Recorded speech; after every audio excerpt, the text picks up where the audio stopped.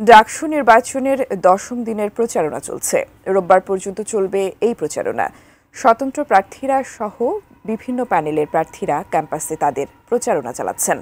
তবে একটি পক্ষ নির্বাচনের দিন ভোটকেন্দ্রে নারী ভোটারদের অংশগ্রহণ বাধাগ্রস্ত করার চেষ্টা চালিয়ে যাচ্ছে বলে অভিযোগ করেছেন প্রার্থীরা। বিস্তারিত জানাচ্ছেন সাইমুম জান্নাত প্রভা। ডাকসু নির্বাচনের আর বাকি মাত্র 5 দিন। উৎসাহ উদ্দীপনা নিয়ে ক্যাম্পাস জুড়ে চলছে প্রচারণা। প্রার্থী, ভোটার সহ সাধারণ শিক্ষার্থীরা সবাই উদ্গ্রীব হয়ে অপেক্ষা করছেন 9 সেপ্টেম্বরের। যারা ছাত্র সংসদকে ভয় পায়, শিক্ষার্থীদের ম্যান্ডেটকে ভয় পায়, শিক্ষার্থীদের ঐক্যকে ভয় পায়, তারা আসলে এই নির্বাচনটিকে চাচ্ছে না।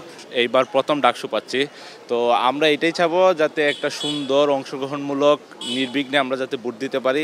যারা রাজনৈতিকভাবে মোকাবেলা করতে পারছেন না তারা অনলাইন মব এবং সাইবার বুলিং তৈরি করে ডাকসু নির্বাচনের পরিবেশ নষ্ট করার চেষ্টা করছেন বলে মন্তব্য করেছেন ছাত্র দলের প্যানেলের ভিপি প্রার্থী আবিদুল ইসলাম খান।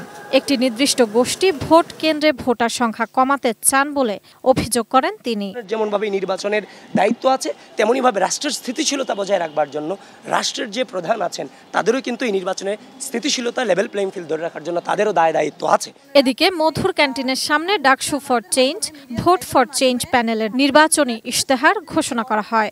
একটি সুষ্ঠু, সুন্দর এবং নিরপেক্ষ ডাকসু নির্বাচনের প্রত্যাশা করে বৈষম্য বিরোধী ছাত্র সংসদ। গবেষণাভিত্তিক বিশ্ববিদ্যালয় যেহেতু পাই নাই, আমাদের এবারে ইশতেহার গবেষণাভিত্তিক বিশ্ববিদ্যালয়। বিশ্ববিদ্যালয়ের আবাসন সংকট, নারী শিক্ষার্থীদের নিরাপত্তা নিশ্চিত সহ 6টি করণীয় এবং বর্জনীয় কর্মসূচির কথা জানানো হয় ঐক্যবদ্ধ শিক্ষার্থী জোটের পক্ষ থেকে। আমাদের এই বিশ্ববিদ্যালয়কে আমরা একটা একাডেমিক ইনস্টিটিউট বানাইতে চাই। দ্বিতীয়ত, আমাদের প্রস্তাবনা আমাদের বিশ্ববিদ্যালয়ের আবাসন সংকট, সে আবাসন সংকট আমরা দূর করতে চাই। এদিকে সাইবার বুলিংয়ের মাধ্যমে যে অপপ্রচার তার বিরুদ্ধে এবার শাস্তিমূলক ব্যবস্থা নেবে কমিশন বলে জানিয়েছেন রিটার্নিং কর্মকর্তা ও আচরণবিধি সংক্রান্ত টাস্ক ফোর্সের প্রধান অধ্যাপক গোলাম রব্বানী। এই যে পেজগুলোতে যে ধরনের অপপ্রচার চালাচ্ছে, এতে আমাদের এখন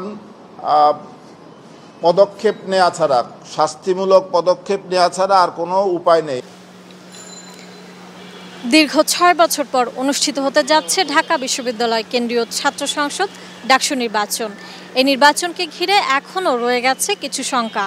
তবে সব শঙ্কা পেরিয়ে সুষ্ঠু, সুন্দর এবং নিরপেক্ষ নির্বাচন হবে এমনটাই প্রত্যাশা শিক্ষার্থীদের। সাইমুম জান্নাত প্রভা, এটিএন নিউজ, ঢাকা বিশ্ববিদ্যালয়, ঢাকা।